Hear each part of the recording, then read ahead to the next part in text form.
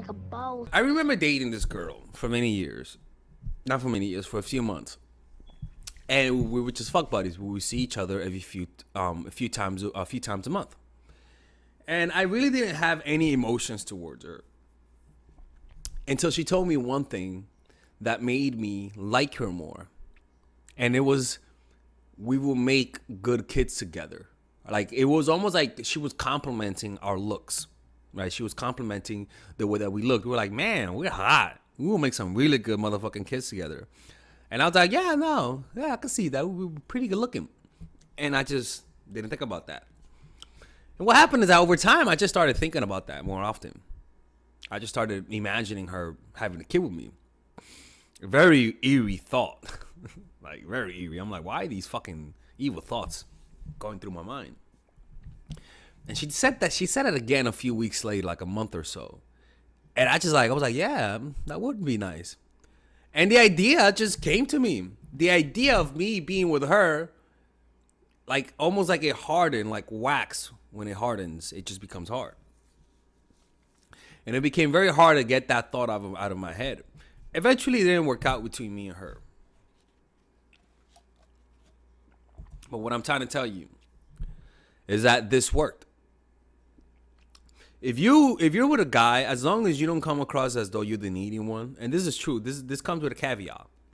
As long as you're not the needy one, as long as you're not the one over pursuing him, as long as he feels like maybe he likes you more than you like him, like, you got to make sure to do that. Because if you say this line, right, and he thinks and he thinks that you're needy, and you say this song, he's gonna think you're fucking crazy, right? He's gonna think that you're trying to fucking like hook him or something, or take him or some shit like that. It's not a good look to say that. But if you have the air of, you have a little bit of coldness and you say this, the friction between the coldness, he's like, man, this girl, I like her, but I don't know if she likes me, versus saying something so committal as, we would have good kids if we had them because we're good looking.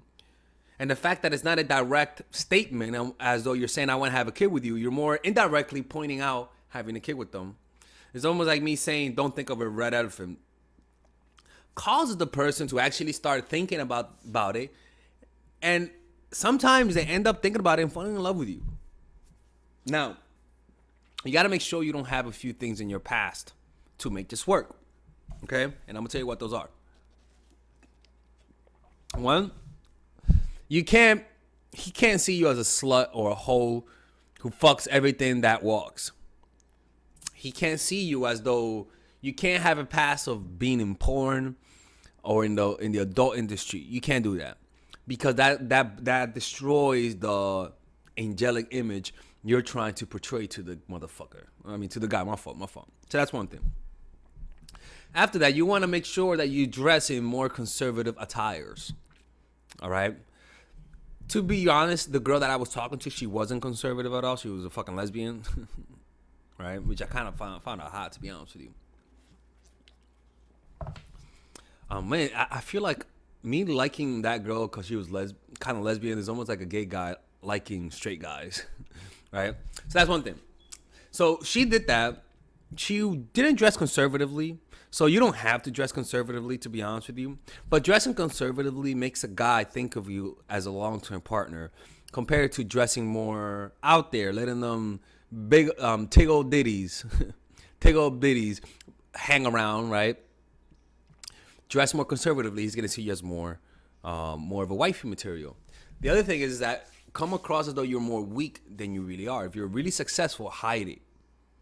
Right? If you're emotionally stable, show a little bit of emotional vulnerability per se. So if you have a lot of emotional stability, tell him that you go through depression sometimes. Make him feel bad for you. Make him feel like he wants to rescue you, or make him feel like he could rescue you. It'll engage his emotions. Communicate to him that you have, even though you might have a little emotional instability in terms of depression or sadness, at the same time also communicate that you have it under control. Right? But at the end of the day, a guy will see you as wifey material if he really loves you. You could be a crackhead, and if he loves you, he'll see you as wifey crack material. Trust me. It doesn't matter what you are, as long as he likes you. That's all you need. Seriously, that's really all you need. Right? So if you have all of these prerequisites, he'll naturally see you as wifey material. Now, what makes a woman not look like a wifey material? One, having a reputation of being a hoe. That's a fact. Having a reputation of banging every dude in the block makes you come across as a hoe. Dressing in a very provocative, showing them Tego bitties out, makes guys not see you as that. But this is the difference. Is that it's all about context.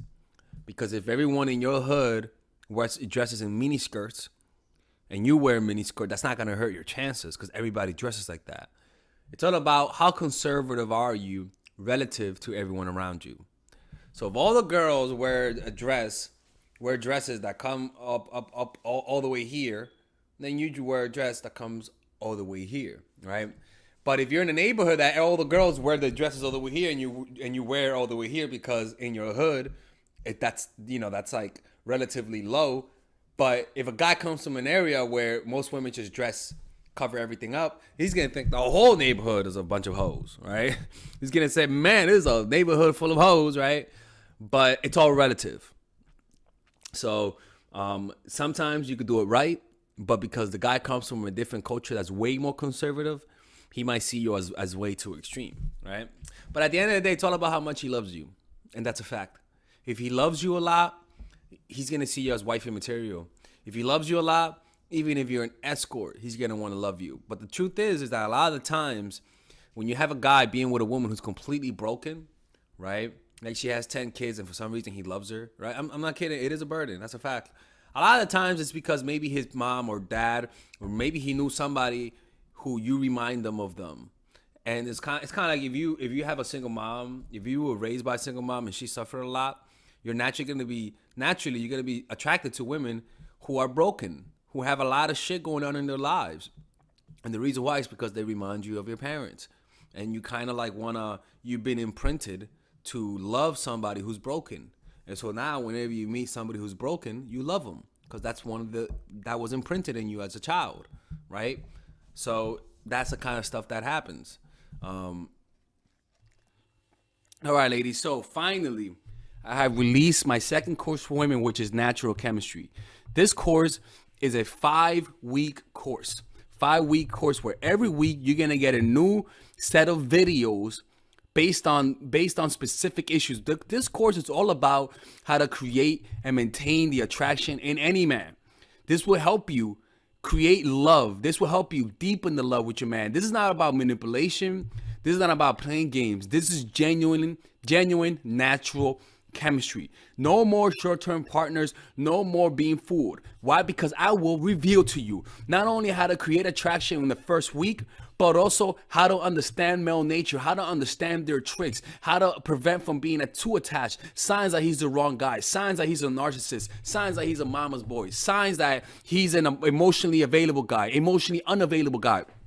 We go over everything. We go over this third week, setting boundaries. We go over the third week, controlling your emotions, right? Setting boundaries, fourth week, fifth week, embracing your masculine and the feminine, right? And on top of that, I have over 10 different bonuses. 10 different bonuses. My Lord have mercy, right? With a money back guarantee.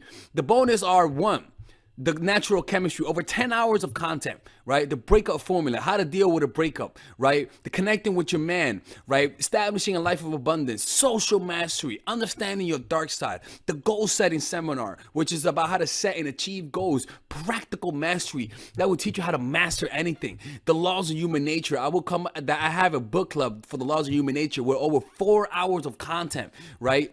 The transformational seminar in a pocket, which is my mindfulness seminar, and the Chase audiobook. This originally is $1,800, but you get it starting at $97, ladies and gentlemen, right? $97. We have different packages, but all of this starts at $97. And you know what? You can check it out for free if you want. Yeah, for all the freeloaders, I have free videos just for you.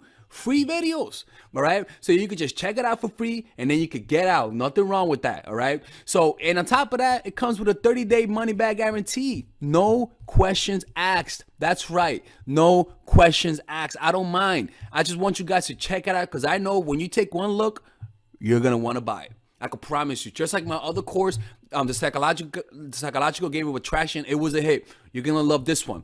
This one is not about manipulation. This is genuine natural chemistry. Order it now, all right? I'll see you guys inside. Peace out.